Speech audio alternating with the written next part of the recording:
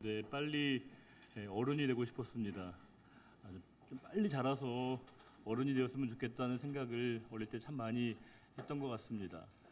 왜냐하면 우리 사회는 특별히 이렇게 장유유서 사회이기 때문에 한 살이라도 많으면 이렇게 윗사람 대접을 받기도 하고 또 이렇게 우리가 선배 노릇을 할 수 있기 때문에 가능하면 조금 더 빨리 나이가 들었으면 좋겠다는 생각을 했던 것 같습니다. 어린 나이의 생각으로는 그때 이제 어른들과 비교하면 너무 차별을 받는 것 같다는 생각을 그때 했던 것 같습니다. 왜냐하면 뭐 보는 거, 가는 거, 할 수 있는 거 모든 게 다 제한이 많아서 내가 빨리 어른이 되면 좋겠다는 생각을 많이 했던 것 같습니다. 근데 이제 어느새 제가 이렇게 성년이 되고 장년이 됐습니다. 물론 제가 어른이 됐다고 얘기하기는 좀 어려울 것 같습니다. 왜냐하면 어른이라는 건 나이를 든다는 게 아니라 그만큼 어른스러워지는 것을 의미하는 거 아니겠습니까? 세상을 보는 관점, 또 사람에 대한 포용력, 이해력, 이 모든 것을 갖추고 있는 게 어른이기 때문에 아직 그 수준에 가려면 한참 멀은 것이고요.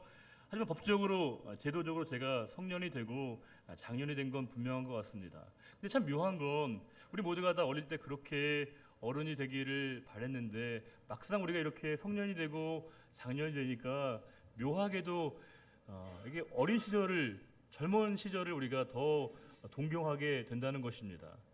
우리가 묘하게도요, 누군가를 볼 때 한 살이라도 젊어 보이고 어려 보인다고 얘기하면 마치 그것이 칭찬인 것처럼 여겨지고 있고요. 묘하게도 좀 들어 보인다고 얘기하면 그게 상대방을 무시하는 얘기가 아님에도 불구하고 굉장히 기분 나빠하는 경향이 많은 것 같습니다. 그러고 보면 우리는 평생 내가 지금 없는 것, 내가 지금 갖고 있지 못한 것을 끊임없이 우리가 갈망하고 동경하고 그리워하다가 그것을 우리가 갖게 되면, 그것이 우리에게 채워지면 그때 행복한가 보다 라고 생각하는 미묘한 우리 안에 심리적인 이 파라독스가 우리에게 있는 것 같습니다. 한마디로 얘기하면 우리 모두는 다 현재에 만족하지 못한다고 할 수 있습니다. 우리가 이렇게 누워서 가장 편한 자세가 되면 스르르 잠이 빠져들죠. 우리가 누워서 잠이 온다는 건 굉장히 편한 상태가 되었다는 건데, 우리가 잠이 드는 건 되게 좋은데 잠든 척 하면 되게 힘든 거 아시죠?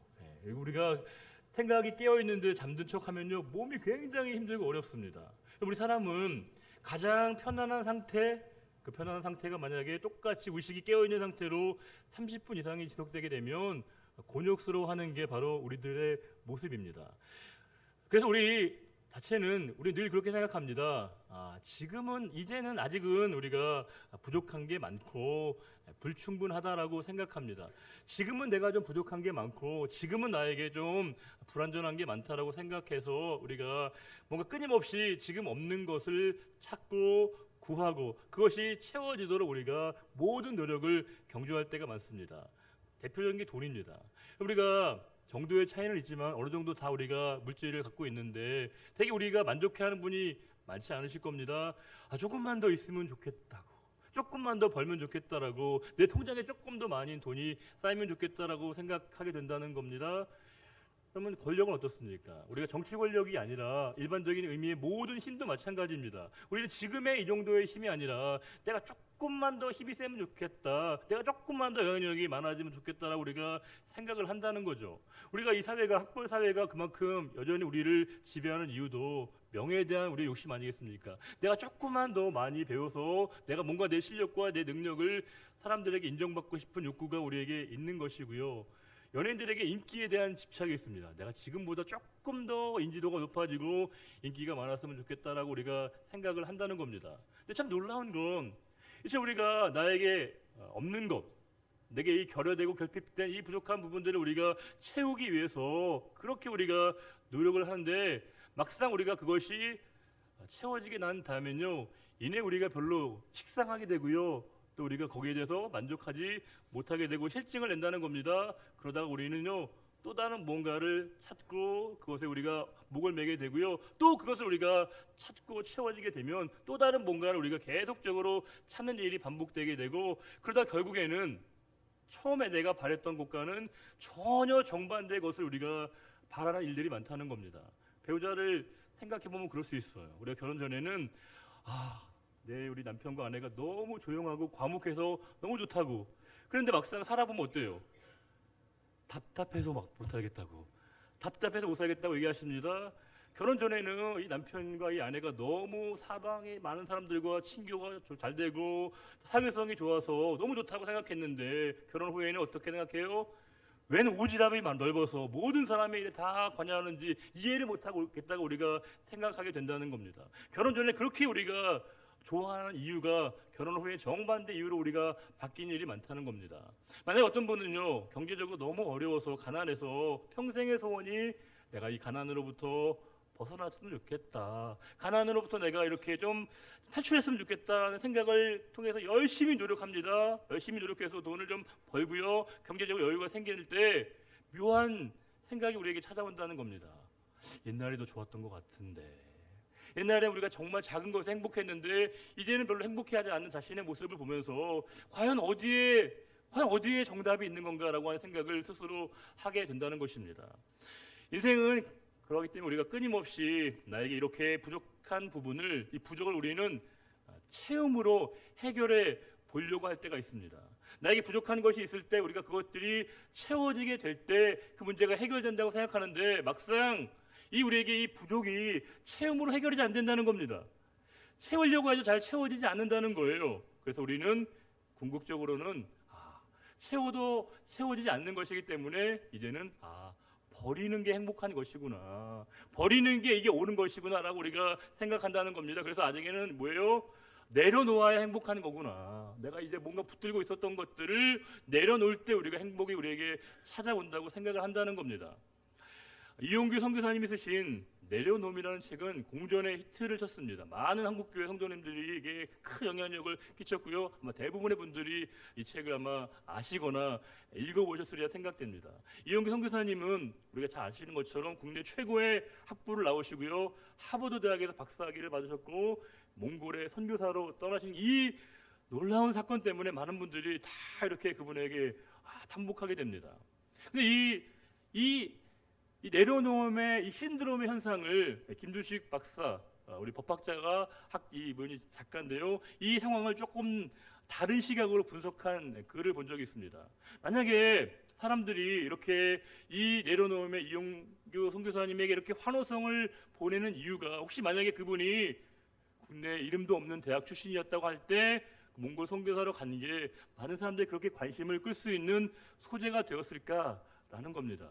우리가 슈바이처가 만약에 평범한 의사였고 또 우리에게 그렇게 저명한 학자가 아니었다고 한다면 과연 그분에게 많은 사람들이 그렇게 주목했을까라고 하는 겁니다. 많은 목회자분들에게 가장 존경받는 분은 바로 한경진 목사님이십니다. 저도 많은 분들이 가장 존경하는 목사님이 누구시냐를 여쭤보면 저도 이제 지체 없이 한경진 목사님을 가장 존경한다고 말씀을 드리거든요. 정말 그분의 삶은 우리가 다 귀감이 될 만합니다. 그분 은퇴 후에 깨끗하게 이제 남한산성에 가서 이제 말 그대로 교회의 가장 아름다운 은퇴한 모습을 보여주셨습니다. 그런데 만약에 그분이 그 당시에 가장 큰 교회였던 영락교회 담임 목사님이 아니셨다면 그렇게 많은 분들의 관심과 이목을 끌게 되었을까라는 것입니다.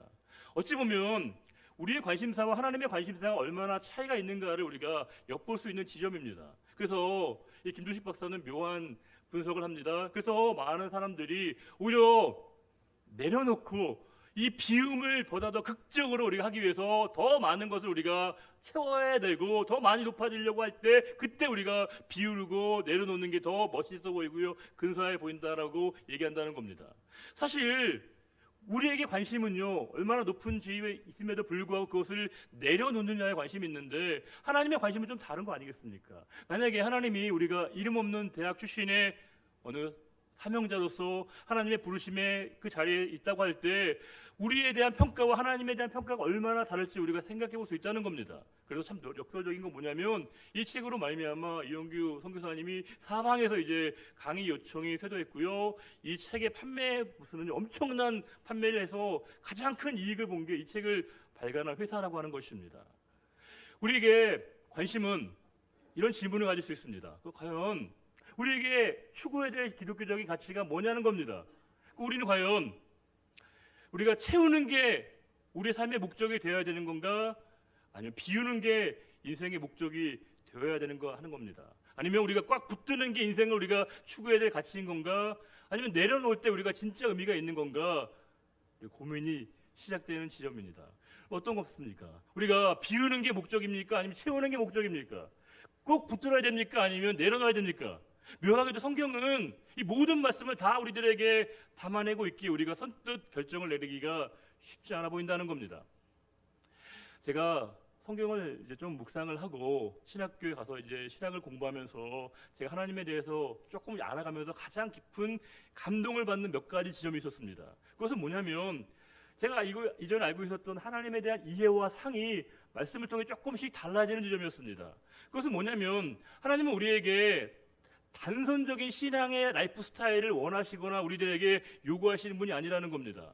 하나님 참 놀랍게도 우리의 자율성과 우리에게 개성을 존중해 주신다는 사실이었습니다. 되게 우리는 잘 안 그렇거든요. 우리는 되게 어떤 특정한 방식을 우리가 상대방에게 강요하거나 강제할 때가 많습니다.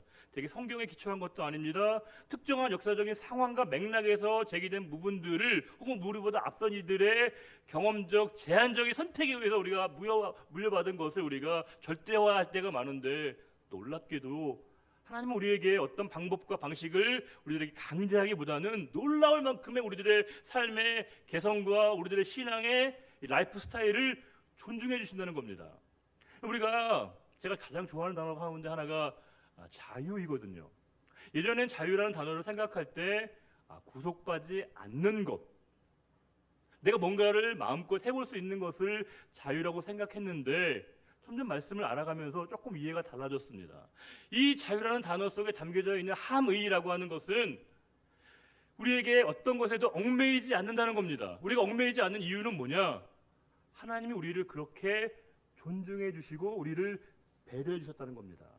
우리의 자유에는 우리를 향한 하나님의 배려가 있다는 겁니다. 우리를 향한 하나님의 존중하심이 있다는 겁니다. 어떤 획일적인 방법으로 우리를 이끌어 가시는 게 아니라 우리의 모든 상황을 다양하게 하나님이 인정해 주시고 받아주신다는 겁니다. 그러기에 우리에게 자유라고 하는 단어는 우리 행동과 운신의 폭을 의미하는 것만이 아니라 그 모든 걸 뛰어넘어서 나를 향하신 하나님의 배려와 존중을 깨달음으로 말미암아 어떻게 하면 내가 그분 앞에 반응할 것인가를 우리가 생각하게 하는 지점이라고 하는 겁니다.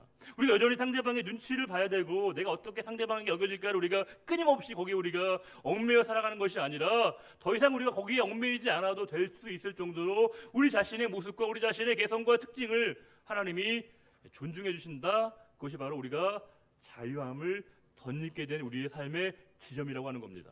우리가 사도 바울이 빌립보서 말씀 보게 되면 그가 얼마나 자유롭게 자신의 삶을 운유해 가고 있는가를 우리가 알 수 있는 부분이 있습니다. 빌립보서 4장 12절에 이런 말씀이 있습니다. 같이 한번 읽어보겠습니다. 나는 비천에 처할 줄도 알고 풍부에 처할 줄도 알아 모든 일 곧 배부름과 배고픔과 풍부와 궁핍에도 처할 줄 아는 일체의 비결을 배웠노라. 와, 놀랍습니다. 나는 그 어떤 상태에서도 매이지 않겠다는 겁니다. 조금 부유할 수도 있어요. 경제적으로 어려울 수도 있습니다. 또 건강할 수도 있고요. 그렇지 못할 수도 있습니다. 지위가 좀 높아질 수도 있어요. 그렇지 않을 수 있습니다. 그 어떤 상황에도 나는 매이지 않겠다는 겁니다. 왜냐하면요, 나를 나로 존중해 주시는 그분의 인정하심을 그가 받아줬다는 겁니다. 이게 바로 자유인 거죠. 그 어떤 것에 속박되지 않고 구속되지 않고 나를 나로 인정해 주시는 그 하나님 앞에 진정한 자유를 누리고 있는 이 바울의 놀라운 고백을 우리가 볼 수 있다는 겁니다. 우리가 이 말씀을 간직해 놓고 오늘 본문으로 들어가 볼 필요가 있습니다. 우리가 흔히 혼란기를 얘기할 때 사사시대 같다라고 얘기합니다. 통경적으로 사사시대 같다고 얘기한다는 건 좋은 의미가 아니에요. 혼란기를 얘기한다는 겁니다. 왜냐하면 사사시대라고 하는 것은 이스라엘 백성들이 가나안에 들어가서 이제 영토를 나누고 지파별로 이렇게 땅을 차지하고 난 이후에 왕이 출현하게 되는 왕정시대 그 중간에 과도기를 우리가 사사시대라고 얘기하고 있거든요. 우리가 사사기에 보게 되면 사사들이 여러분 몇 명 나올까요? 몇 명의 사사가 나올까요? 성경에서 숫자 문제가 나오면요, 모르면 10이 아니면 40을 찍으면 거의 반은 맞아요. 뭘까요? 그 중에서 40을 찍으시네. 40은 너무 많아요, 여러분. 너무 많아요. 12명이 나옵니다. 12명의 사사가 나오죠. 그런데 놀라운 건 오늘 저와 여러분이 봤던 본문에 3명의 사사 이름이 거명이 되고 있습니다. 입산과 엘론과 압돈이라고 하는 사사입니다. 성경을 정독한 분은 모르겠지만 아마 많은 분들은 아마 이분들의 이름을 기억하는 분들이 그렇게 많지는 않을 듯 싶습니다. 저는 이제 이 시대에 다 보편적으로 우리가 지식인으로 살아간다는 건 우리가 이제 활자 문화에 좀 친숙해야 된다라고 생각을 해서 저는 이제 책을 읽고 책을 사는 것도 되게 좋아하거든요. 이제 당연히 책을 샀으면 열심히 읽는 것도 좋아하지만 이렇게 책을 사서 탁 꽂혀 있는 걸 보면 너무 기분이 좋은 거예요. 근데 이제 여러분 책을 읽다 보면 못 읽는 책도 종종 있잖아요. 근데 참 놀라운 건 뭐냐면 가끔 책을 주문하다 보면 있는 책이 또 있는 거예요. 몰랐던 거죠. 더 놀라운 건 뭔지 아세요, 여러분? 제가 읽었던 책을 또 주문한 적도 있더라고요. 읽었던 책을. 얼마나 제가 성의 없게 인상이 안 남았으면 읽었던 책을 또 주문하는 경우가 생긴다라고 하는 겁니다. 그만큼 죄송하지만 이 세 분들의 이름이 그렇게 우리에게 잔상이 남지 않습니다. 우리가 이 사사기를 보면 사사기는 하나의 아주 재미있는 이 구조를 띠고 있습니다. 사사기는 어떤 구조를 띠고 있냐면 이스라엘 백성들이 하나님 앞에 범죄합니다. 죄를 범합니다. 그때 하나님이 이스라엘 백성들을 이방의 손을 통해서 치십니다. 심판을 받죠. 징계를 당합니다. 그때 이스라엘 백성들이 하나님 살려주십시오라고 하나님께 간구합니다. 탄식합니다. 그때 하나님이 하나님의 사람들이었던 사사를 세우셔서 이 난국을 해결하십니다. 그리고 그들에게 평화의 시대가 도래하게 됩니다. 태평성대가 됩니다. 그런데 그들이 다시금 하나님을 배반하고 다시 매맞고 울고 살려달라고 하고 또 하나님이 구원하시고 이 구조가 계속 반복됩니다. 놀랄 만큼 마치 데자뷰처럼 반복됩니다. 똑같은 사실이 계속 반복됩니다. 이 반복되는 이 구조 가운데 우리가 역사의 부름과 시대적인 요청 가운데 하나님이 쓰임받았던 사람들이 누구냐? 사사들이라고 하는 겁니다. 중요한 국가적인 위기에 해결하도록 하나님이 세우신 사람들이 이 사사들입니다. 그런데 우리가 한 가지 주목해야 될 것은 이 사사들의 면면을 볼 때 그들의 능력과 그들의 자질로 인해서 하나님이 그들을 부르신 건 절대 아니라는 겁니다. 우리가 특별히 기억할 만한 몇 명의 사사들을 한번 생각해 보면 이렇습니다. 우리 사사 가운데 에훗이라고 하는 사사가 있습니다. 에훗.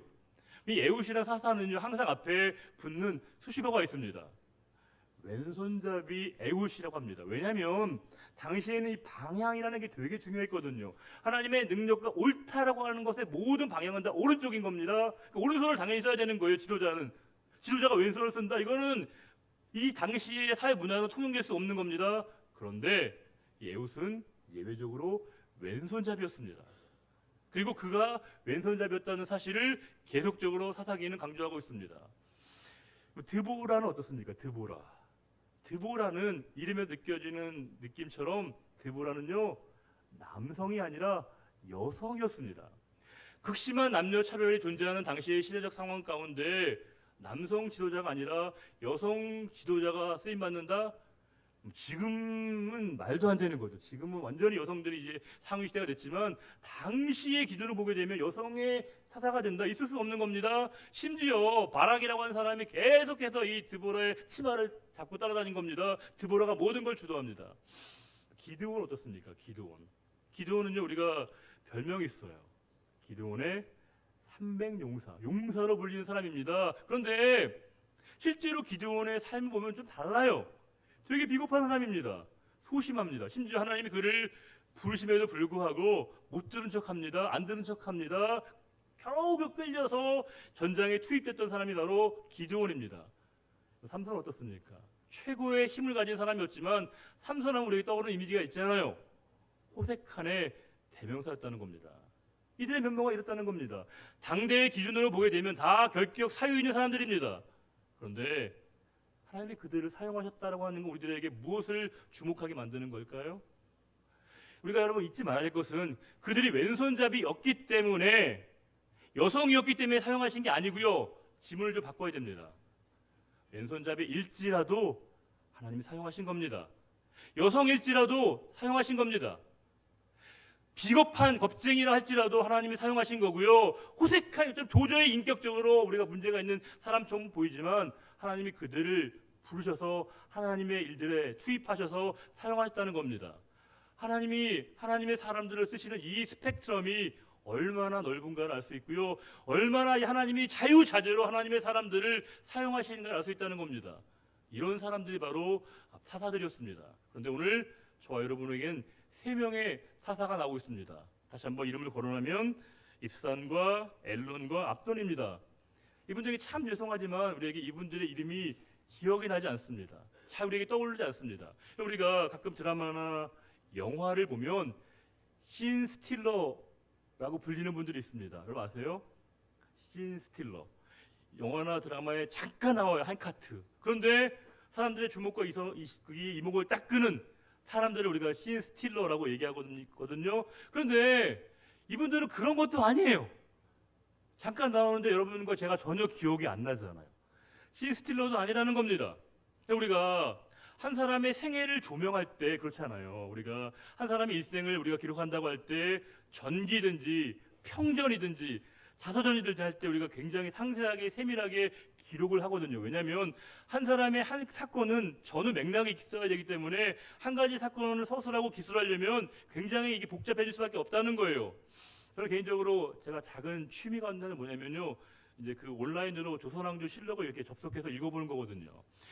이 조선왕조 실록을 보게 되면요, 국문과 한문판으로 다 되어 있습니다. 우리가 그 기록을 보게 되면 야, 우리에게 이런 기록 문화가 정말 놀랍다라고 하는 걸 느낄 수 있고요, 정말 자세하고 상세하게 기록했다는 걸 알 수 있습니다.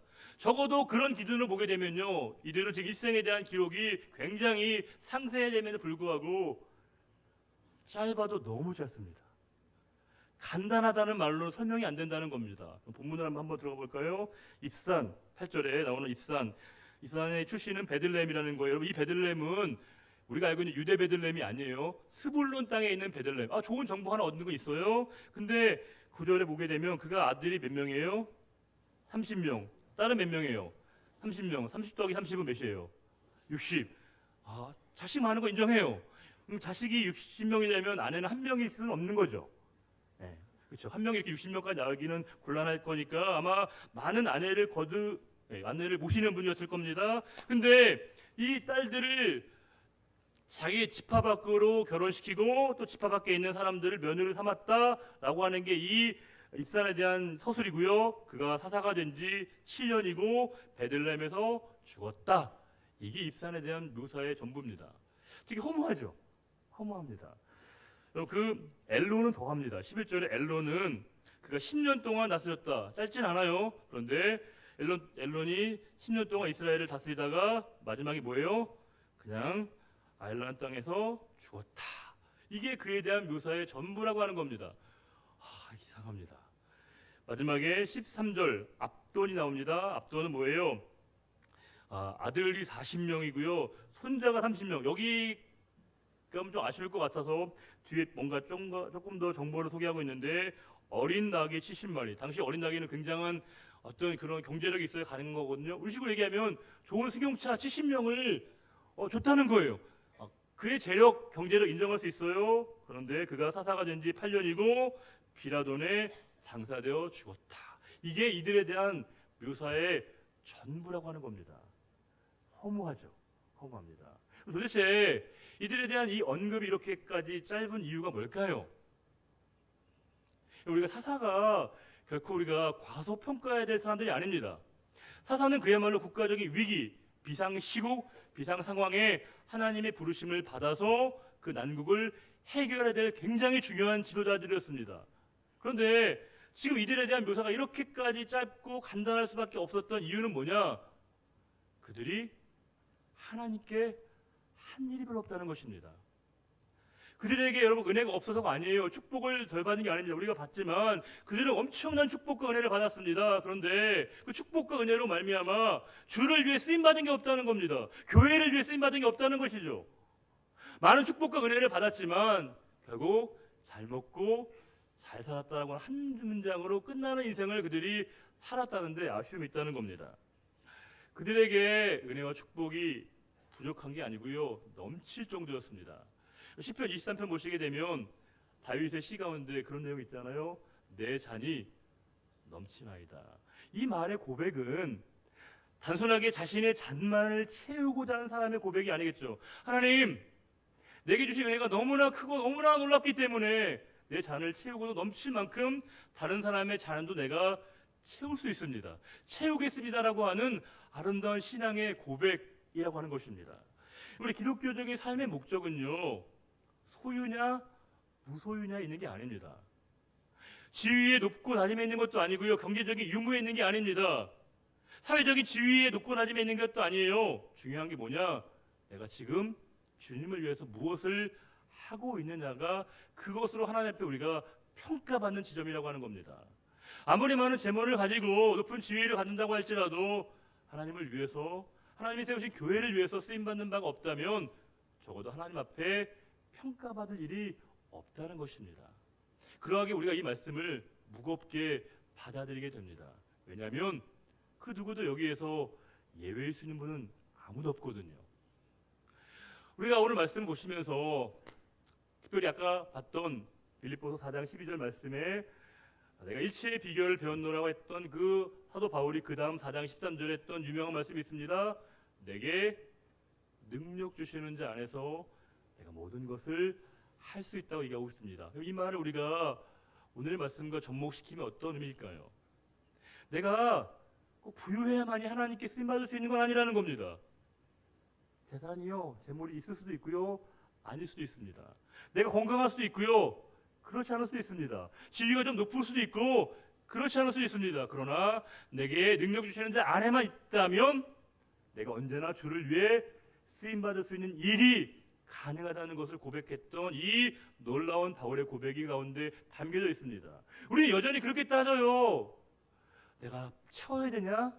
비워야 되냐? 붙잡아야 되냐? 내려놓아야 되냐? 이 상태가 중요한 게 아니에요. 그 어떤 상태이든지 그것이 하나님께 붙들림 받은 삶이 아니라면, 내 자신이 내게 능력 주시는 그분 안에 있지 않으면요, 그 모든 게 다 소용이 없습니다. 여전히 우리는 그렇지 않은 또 다른 상태를 우리가 갈망하게 되고요, 그것을 동경하게 될 겁니다. 우리에게 중요한 것은 내가 지금 어떤 상황에 있는지를 생각해 보면서 내가 지금 내 삶의 자리 가운데 하나님을 위해서 쓰임 받을 수 있는 것이 무엇인가를 묻는 것이 오늘 우리가 예배 가운데 하나님께 질문해야 될, 또 우리 자신에게 물어야 될 중요한 질문이라고 하는 겁니다.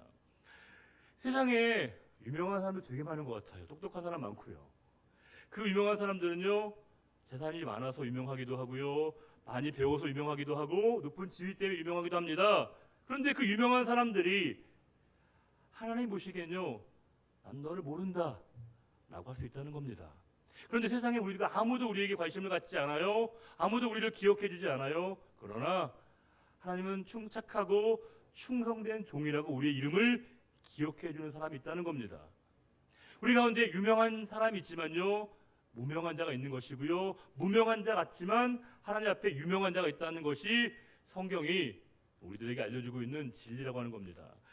사도 바울은 이 사실을 분명히 깨달으면서 우리 모든 성도들에게 주는 이 교훈을 통해서 우리가 어떠한 삶을 살아내야 되고 우리가 어떤 존재인가를 고린도후서 6장 9절과 10절에서 이렇게 말씀을 주고 있습니다. 우리 다 같이 고린도후서 6장 9절과 10절을 읽고 오늘 설교를 마치겠습니다.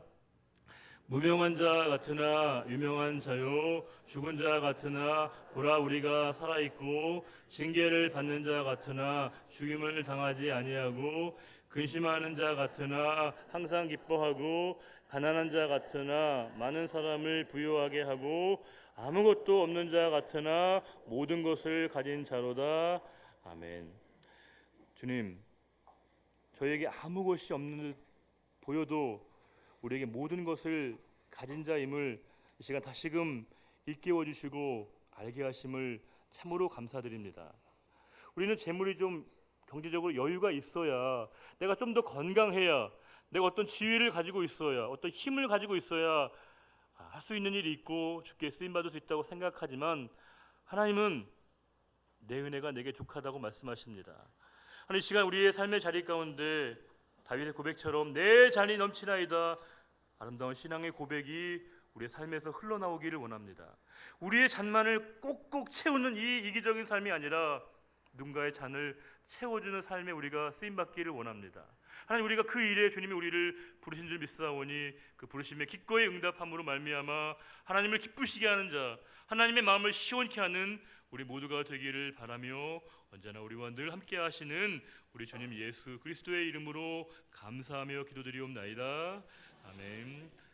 다 같이 일어나셔서 우리 폐회성 함께 찬송하겠습니다.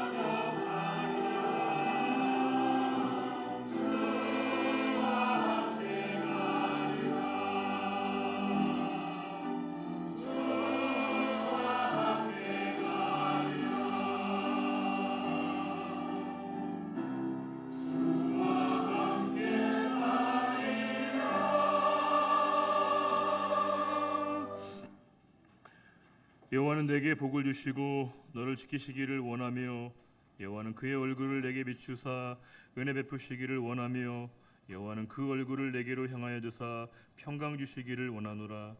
이제는 우리 주 예수 그리스도의 은혜와 하나님 아버지의 갚을 길 없는 그 크신 사랑의 주심과 성령의 인도 교통 충만케 하심이 오직 우리의 삶의 자리 가운데 주의 은혜를 힘입어 주님과 동행하는 삶을 살기로 다짐하는 우리의 거룩한 믿음의 길과 그 믿음의 장도 위에 이제로부터 영원히 함께하여 주시기를 간절히 축원하옵나이다.